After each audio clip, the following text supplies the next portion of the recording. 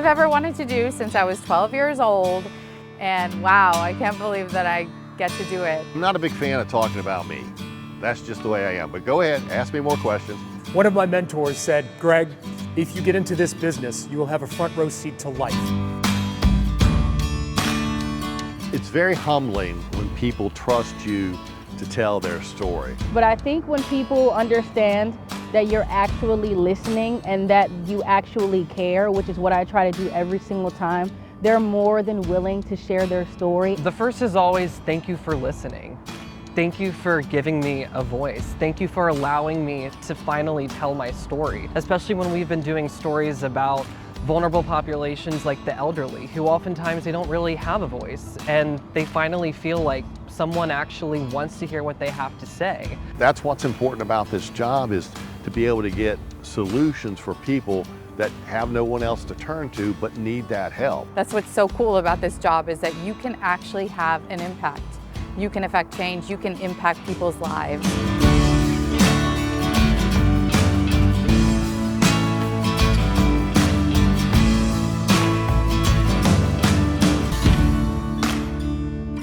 I'm tickled every single week when I have the opportunity to meet these incredible people, be it walking my dog, or at the gym, or at restaurants, or here at the Virginia War Memorial. That's what gets me out of bed, to be able to be out there and tell people stories that wouldn't get told if it wasn't for me and CBS 6.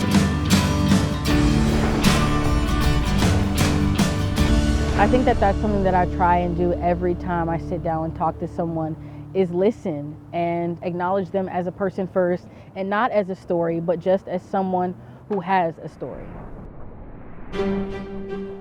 Virginia nursing homes are not homes. They are human landfills where the elderly are dumped, forgotten, and left to rot under the indifferent gaze of broken systems.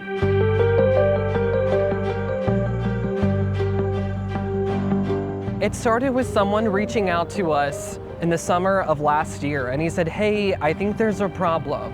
And based on my professional experience, I found the condition that my brother was in, as well as the gentleman that was in the room with him, totally unacceptable. And he said, I'm submitting complaints to the state saying that there's problems with the nursing home that my loved one is in, and the state's not responding. What's going on? Why is it taking so long? That condition could very well be more widespread. Now, I can't say that it was, but unless you conduct an investigation, you don't know. We do that initial story, and then it's like explosive feedback from so many others in the community saying, wait, this is happening to me too. I regret putting my mother in a facility. They were doing just bare minimum care for him. Disgusting, deplorable, any words you can think of that's horrendous. It's not fit for man or animal. We probably got hundreds of emails about this, if I had to guess. I mean, kind of like an overwhelming amount of emails. People are reaching out directly, they're reaching out to the newsroom, they're writing it on social media. We've covered probably 10 different nursing homes all across Central Virginia, and even statewide, really. So, I mean, this problem has really expanded across the Commonwealth. You look at some of these cases and it's like, how did that even happen? How was that allowed to happen? You know, why wasn't that person protected?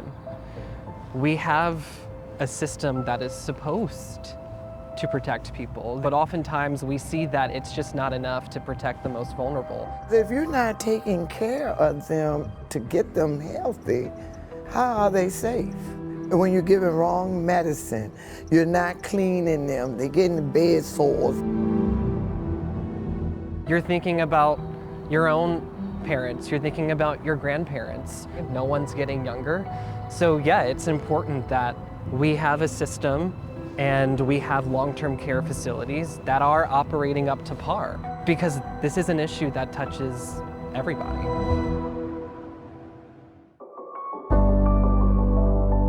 Your guys' reporting was fantastic. That's the kind of chicanery, bookkeeping chicanery that CMS is supposed to figure out. You know, great work, by the way, of really digging in and saying, hey, when we get to the second and third order effects, there's a lot here that doesn't meet the eye. The voices matter, and these voices coming forward has been very instrumental. In August of this year, Governor Youngkin signed Executive Order 52, and it was aimed at strengthening the oversight of nursing homes in Virginia. His executive order aims to hire more inspectors with the Virginia Department of Health. One directive in EO 52 is the establishment of this advisory board. Gathering a bunch of experts, stakeholders, advocates, people within the industry together to talk about the very real issues that are happening, come up with some recommendations, present that to the health commissioner and the governor to try to get some action and some policy changes to address systemic problems. How has our reporting played a role or made a difference in these efforts? Oh, it had a huge impact. We only have so much we can do inside the government to raise awareness, to build public will, to make sure that the General Assembly is knowledgeable, and your reporting really helped with that. All three of those things happen, I think, as a result of your coverage. So would you say that it helped bring us to this point today where we now have this executive order on the books? Absolutely. To see that the people in the highest offices in our state are paying attention to this, there's really no better feeling. You can't ask for anything else, but to see people take action and respond to what you're uncovering. You know, it just started from that one person reaching out saying, hey, this is my story. I had a conversation with him and I said, look, like, you kind of did this, you know? Like, I wouldn't have known how big of an issue this was if you wouldn't have reached out. You know, I don't think he really knew when he sent CBS 6 an email that a year later the governor would be signing an executive order addressing the exact problem that he was calling attention to. But it was just, I think, a really gratifying thing for him as well, because it's like, because you spoke out, like, you're helping all of these other people. It can be scary to, like, put your face on TV and, like, tell a vulnerable story. You know, you're also speaking out against entities with a lot of authority and power and money. But I always tell them, like, think about other people that could be in your shoes. Think about all the other people out there with the same exact worries and concerns as you. You could be helping them.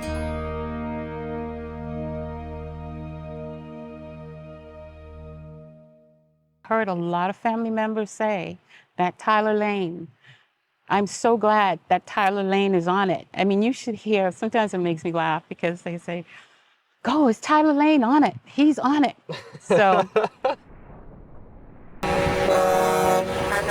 The Truckers Parade Against Cancer is just one of those once-in-a-lifetime stories that you come upon when you realize that this family started an idea 25 years ago. This parade started after I lost my mother to breast cancer. First year we had 40 trucks. And build upon it year after year to where in their 25th year, they had raised more than $2 million. And that money they specifically have goes towards cancer research. I'm really passionate about it because they actually helped me as well. Truckers Parade helped me while I was going through my cancer journey. I mean, it was a thrill to be part of the Truckers Parade Against Cancer simply because it's an almost 20-mile parade route and you're weaving through the country, and every 100 feet, there's people sitting outside waving. There are people who set up tents and had their chairs out and they were having, you know, a big, you know, feast, and all sitting there just waving, waiting to hear the trucks go by and honk their horns. Money is raised with an entry fee that gives you either an in honor of or in memory of banner on your truck. But cancer has a way of changing those signs. That's tough.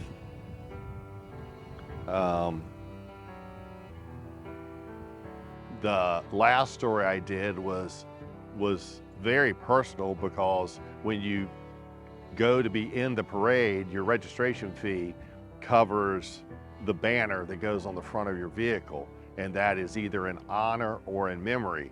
And I had no idea when I did the first story that when I would drive in the parade the next year that it would be my brother whose name would be on that banner in memory of him, and he passed away in July.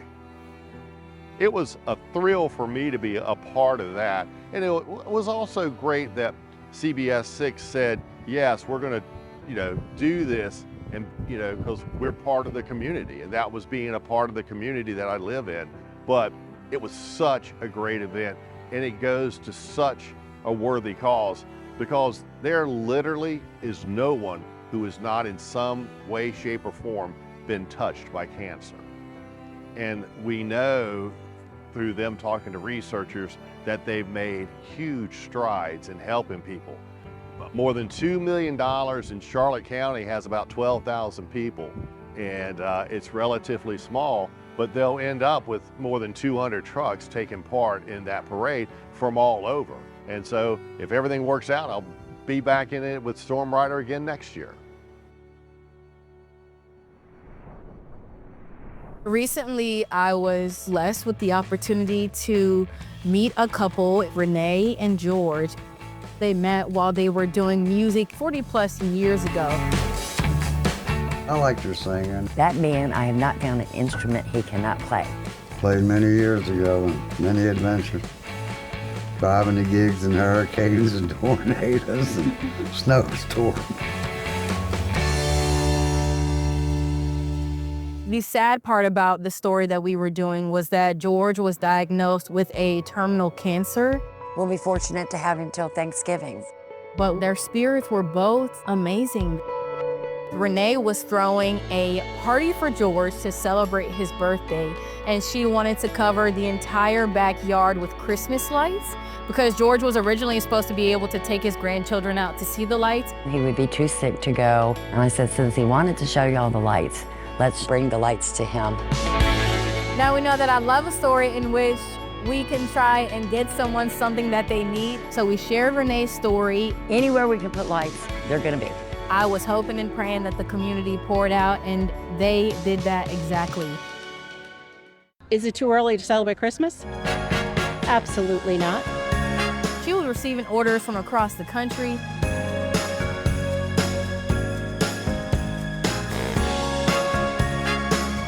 It warms your heart. It's good to know that, Hanover has people like this that'll come out and help. Every time a bell rings, an angel gets his wings. The first time he watched It's a Wonderful Life, he cried because he felt like he didn't have any friends. When we watched it a couple of weeks ago, he cried because he didn't realize how many friends he had. And to have all these people coming together shows me their love for me. It's beautiful.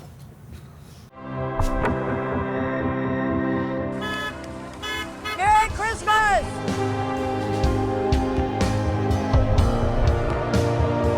To be able to have that experience where there was as many lights as possible for him in that backyard, that moment that George can hold on to for the rest of his life and his family can hold on to for the rest of his life, I get emotional because I care. And knowing that I am the middleman for his incredible story moved me to tears, and it was amazing.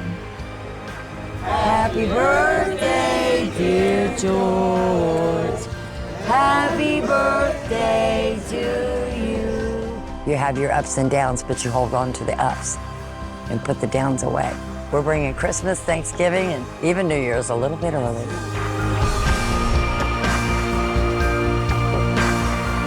It's a wonderful life. These are tears of joy, not sadness. I'd rather be tears of joy. But anyway, that's kind of my story, and I'm sticking to it.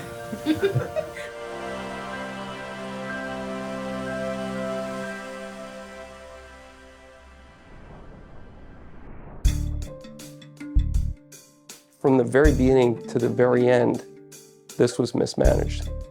You can never go back after a woman has a mastectomy. Typically, do breast surgeons do breast reconstruction like the implants? So typically they do not.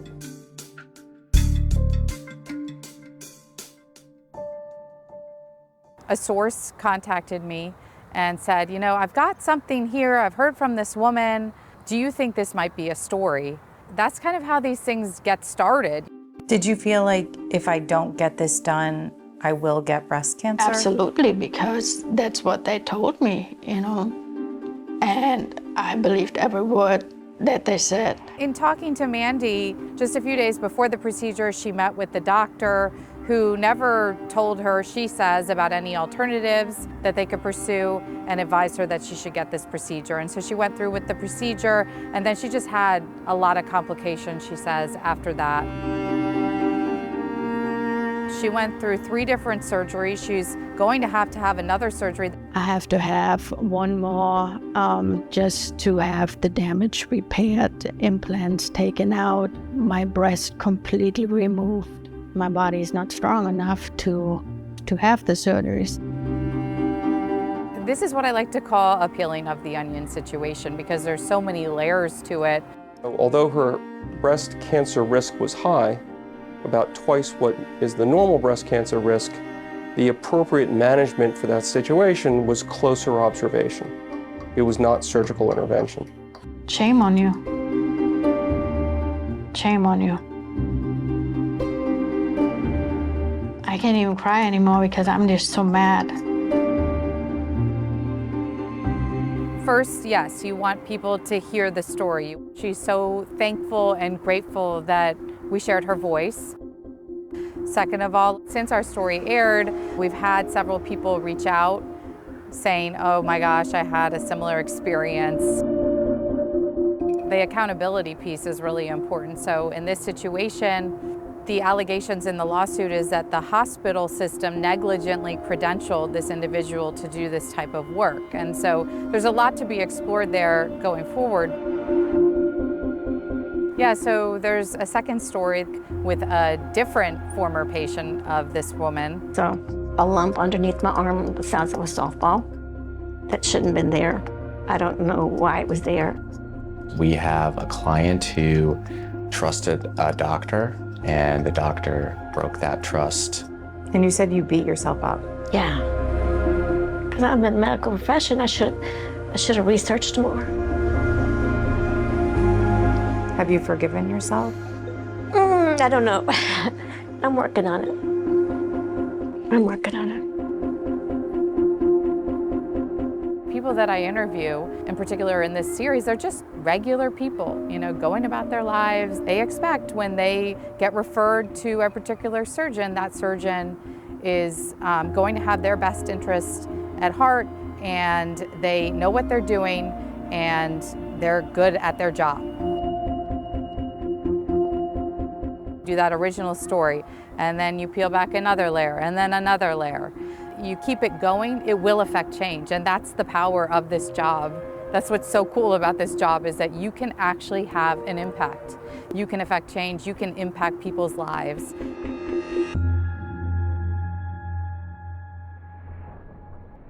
I came to a bit of a personal epiphany probably 6 or 7 years ago, where that I really like covering high school and college more, because when you talk to those kids and share their stories, it's not part of their job.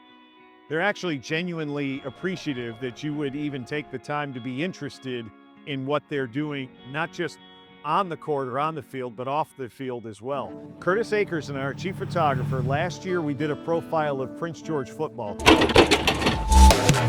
Tom Hall was their head coach. It was his first year in 2024. A lot of guys kind of, they want to make it easy and quick whistle. That's not us. Set. False step. I mean, I want to teach my kids how to compete. Tom Hall came from Manchester High School, where he was wildly successful. He was head coach there for a quarter century, had won a state title, went to the playoffs every year. He had a team and a program down there that was perennially successful. And he walked away from it. He walked away from it to go to a program that had no discernible sense of success in its history whatsoever. Was he crazy? We asked him that. He said maybe he was, but it was just the right move for him. And Curtis and I had so much fun doing that story and just getting into it and telling the story so much that we said, well, what if there's another team out there, and maybe we could borrow a page from HBO's Hard Knocks and follow them throughout the season. And I thought, which team might be a good candidate for that. Hey, you know what time it is? What time is it, Coach? More drill time! Yeah, let's And I knew Matt Hutchings had taken over at Clover Hill. I knew Matt was a successful coach at Midlothian High School, and he had to step away for personal reasons, but he came back again to another program that had not had a lot of success in the last 20, 25 years. So what makes a coach want to A, step back in when they've had some personal challenges in their home life, and B, take over a program that hasn't won? Most of us would say, yeah, give me the kids that know how to win. Coaches don't think like the rest of us. They never think, how am I going to fail? They always think, how can I succeed, and help the kids succeed as well. Our biggest thing right now is compete. Compete. Can we learn how to win? We want to be able to compete against every single team. It's the first step to be able to win is, can we play with somebody? And we thank Matt for, opening up the program to us. We went to a bunch of practices. We talked with him 3 times during the year. The unity, I'm really hoping and looking forward to the connection that this team is going to have going forward. He inspired us, made us a lot more active, made us want to be out here a lot more. I saw the change in all the kids, how much more excited they were to be out here. Unfortunately, they didn't win a single game this year. They came close a couple of times.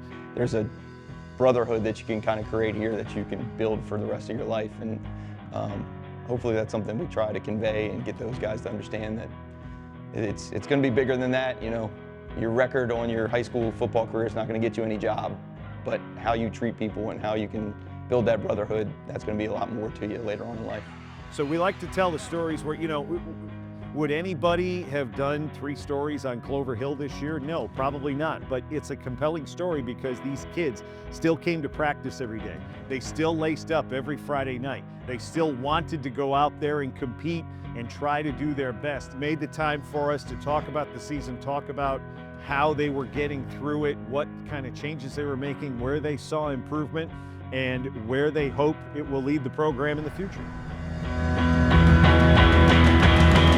And once again, let's give a big round of applause to the class of 2026.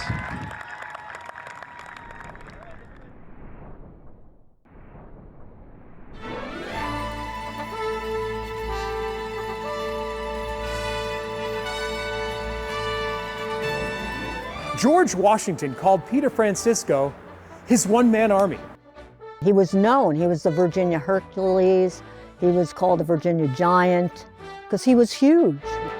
Peter's approximately 6'6", 250 pounds. He stood a whole foot taller than the average American of the day. George Washington recognized his valor and had a 6-foot sword commissioned and made for him.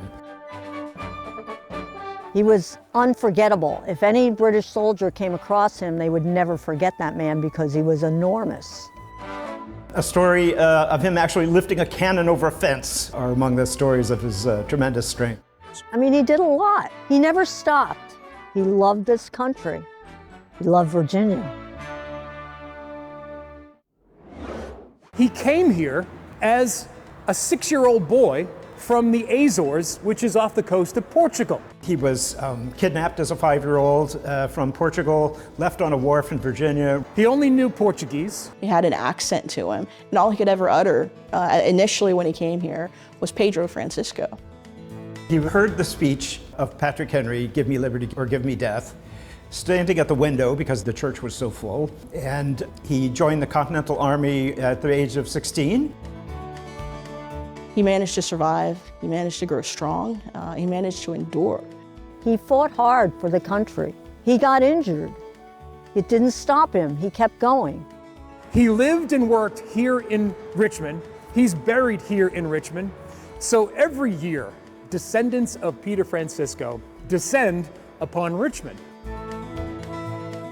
Well, I'm part of the leadership team for the Peter Francisco Society. I am a 6th-generation descendant of Peter Francisco. It's a great feeling to feel that you're so connected with the beginning of our country. Someone of your own blood contributed greatly to the success of the revolution. That is why we have gathered today to promote Peter's legacy as one of America's most famous sons, and to give him his rightful place in history. I wish more people would think about it. It's so important in our history. I think we need to remember our roots, remember where we came from, remember our humble beginnings. We owe to those who gave. We should never forget our history and where we came from. Still, everybody, 200 years later, we still echo his name.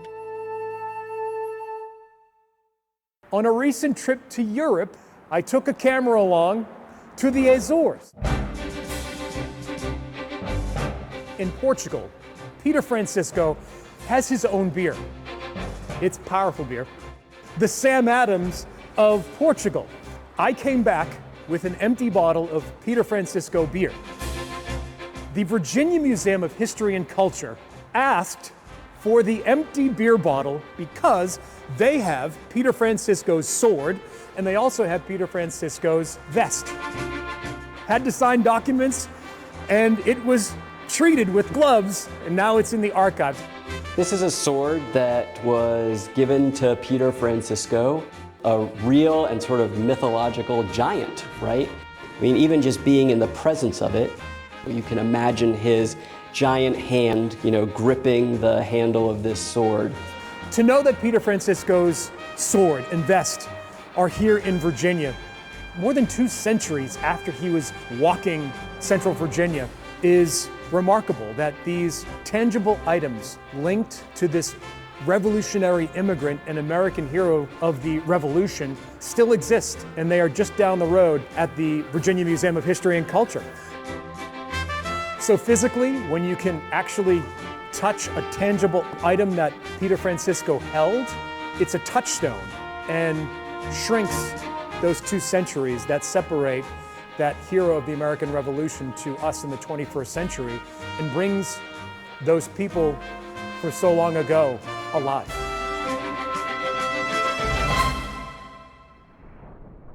Yeah, good Thanksgiving Day, yeah? Without doubt, one of my favorite stories that the TV station allows me to tell every year and that I feel is extremely important to tell is working Thanksgiving Day and going to Fort Lee and being able to interview the young soldiers that are having their first Thanksgiving away from home and their first Thanksgiving in the Army. When I walked in today, I really thought we were gonna have something similar to school food. I was really nervous. And when they go to the dining hall, they're expecting one thing, which is what they normally get. It's completely different. They really put in some work, and it made me feel like home. I didn't feel like a sad meal was in front of me. I really enjoyed it. Coming in, actually seeing a full turkey getting carved up on the side, homemade foods. One, the food's 100% different, and 2, the people serving the food are the officers and the NCOs that they deal with. All right, thanks for what you're doing for the nation, okay? They appreciate that, we're coming in here and doing this.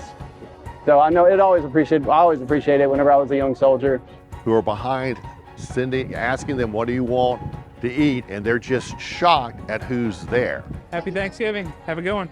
And that's such a great story because those are the young people that are defending this country, and their story deserves to be told, and they deserve to be remembered for being away from home, but that their job is to defend this country. As much as we appreciate them, it's nice to see that they would serve us. Those are just the stories I like to tell, the stories that have those unique characters that people love to see. Who knows, 28 years from now, might have some of these young troops as sergeant majors, battalion or brigade commanders doing the same thing.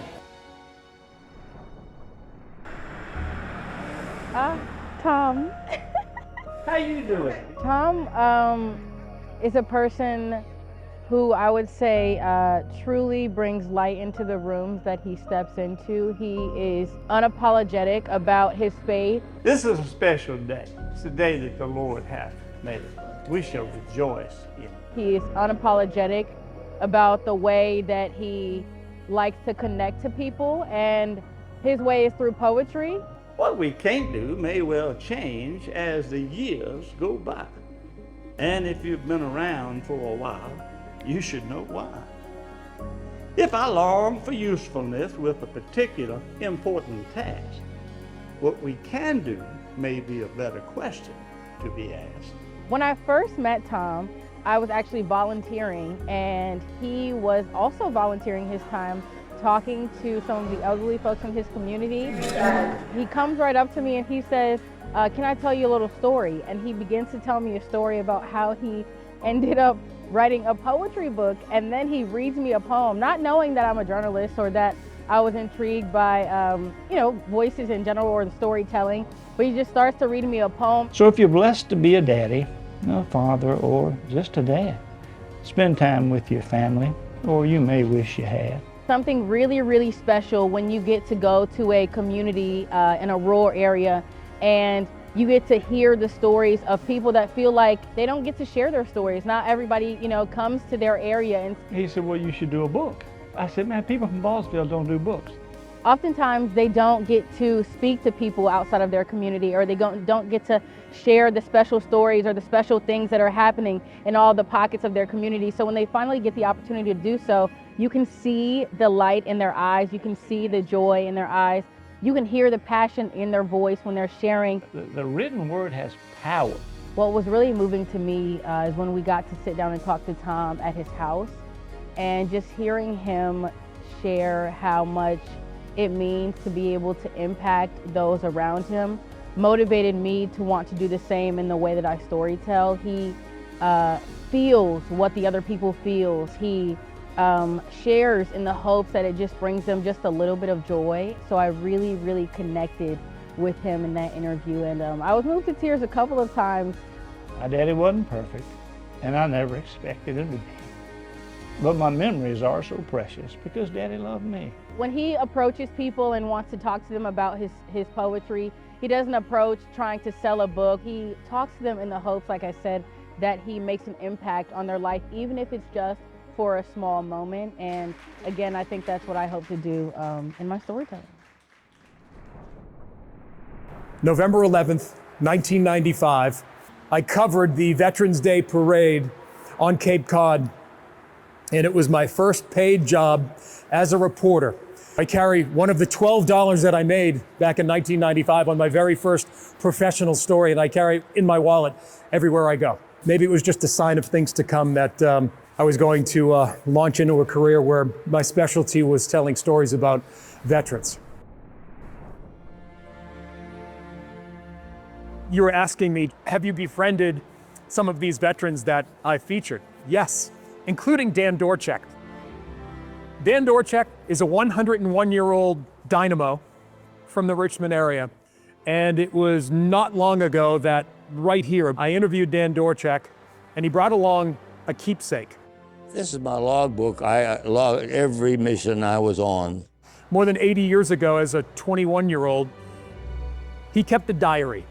January 11, 1945. It was a recon for the U.S. Navy. And in that diary, he kept copious notes about each mission that he was on. I flew 50 missions in a B-24. I was a bombardier. They sent me R&R to India. There were 3 planes going, and we hit a cloud, and we came out, there was only 2. They never found him. The whole crew gone. And Dan Dorchek survived one harrowing day in May of 1945. Well, they came off of that train with their rifles, and they start peppering that B-24 with rifle fire. When a bullet came through the cockpit, shattered the windshield, killed the pilot, and lodged into Dan Dorchek's neck. 196, 197. They were Marshall's last words. A single bullet entered the cockpit and struck the major in the head, but Marshall died instantly. But when I came to after being hit, the first thing I said was, God, if you let me live, I'll be a good Catholic the rest of my life. And I tried. I'm still here. It's a special moment to meet men and women like Dan Dorchek at 101, who is very proud of his service, and to hold that diary and read what he wrote in there, it's like hitting the jackpot.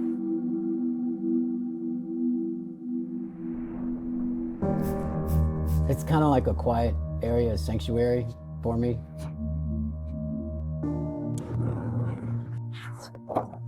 There's an artist in Richmond named Clutch. His official name is Willie Grimes. I find that if I've gotten used to just doing digital too much, then it's like for some reason I forget how to use a pencil. And what I'll do is I'll take a photo of this sketch, and then I'll upload it to my tablet, and then from there, I'll be able to go in and do all the finer details. And he is one of those soldiers and veterans that I've become very close with. My soldiers deserve 100% out of me because I ask 100% out of them. He nearly didn't make it out of a war zone and lost many friends. But when he returned, carrying a lot of baggage, carrying the PTSD that he is dealing with, There's not a day that goes by I don't think of him. he found healing through his artwork. There is something out there for you. Just don't give up. Just find that outlet, whatever it may be that you find passion or any joy in, and try to hold on to it. He's had his artwork shown here at the Virginia War Memorial. He's now producing comic books. Picking that first proof up, I have my son with me because he is in a lot of these comics posing. And for him to read it and reach over and give me a hug and tell me how proud he was, that was gratifying. That meant a lot. More than I think he'll ever know.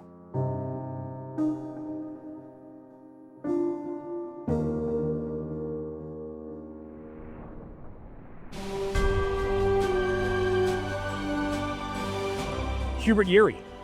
If you look up on the wall here at the Shrine of Memory at the Virginia War Memorial, you'll find his name. This is the crew of the Little Joe, my great uncle, right here on the lower right. They were met with 50 to 60 fighter planes coming at them, and no survivors. All 10 men perished. Was shot down and missing in action for 80 years. And his nephew received a call from the government, and they said, "Can we get a DNA sample? We think we may have found Hubert Yeary."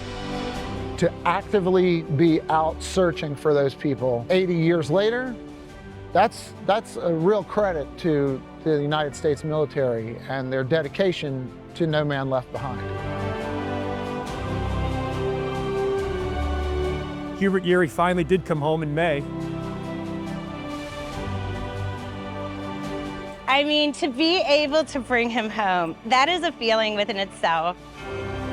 I thought today's date was particularly sort of eerie because today's May 1st, which is also known as May Day, which is the call when a plane is going down or in trouble. He was buried with full military honors at Arlington National Cemetery. It was one of the most emotional stories that I've ever covered. Standing just a few feet away from the casket that held his remains, and to be there and witnessing his descendants finally have him home. Like a chapter that could close in a happy way. It just feels like the honor he deserves. He answered the call of duty, not for accolades or glory, but because he believed in something greater than himself. To service members that went off to war and have not come home, that we, the United States, are still looking for them, still finding them, and more importantly, reunited them with their families here on American soil. As a storyteller, as an American, doesn't get better. Sir, on behalf of the President of the United States Army, and the grateful nation, please accept this flag as a symbol of our appreciation for your loved one's honorable and faithful service.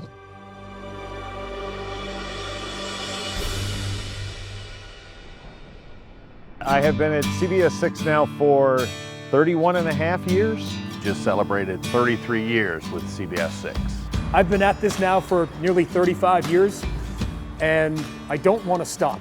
There are too many stories to tell out there. I always wanted to be a journalist, but I consider it a true blessing to be able to be a journalist in the community that I was raised in. There's a reason that I've stayed here for over a decade and decided to raise my family here. We're part of the community as well. The struggles that we hear folks talking to us about, sometimes we face them. or know people that are as well, and so we can relate to our viewers as well. We know what you're going through. We understand why this matters. We understand why it's important to highlight this issue and give you a voice. There's always someone in need, and for the most part, there's always someone that's willing to help. And so those are the types of stories that I love doing, because it highlights just how willing a neighbor, a community member is willing to help a stranger. What I do for CBS 6 is really a case of working where you live, because I have, in my 33 years, always lived somewhere in the Tri-Cities. So not only are you covering stories, but you're making friends. After 33 years, I mean, I know a lot of people. One of my mentors said, Greg, if you find a place where you love living, you love the people that you're working with, and you love what you do, it's the trifecta. Don't leave. I think the best part of this job, without doubt, is just every day meeting new people and being able to tell their story. I am constantly amazed at the unique and remarkable individuals that we live amongst. People want to help. People care. And I've done story after story after story at this point that is an example of that. That is why I do what I do. That is why we do what we do. And it's incredible. And I don't know, I'm getting emotional again.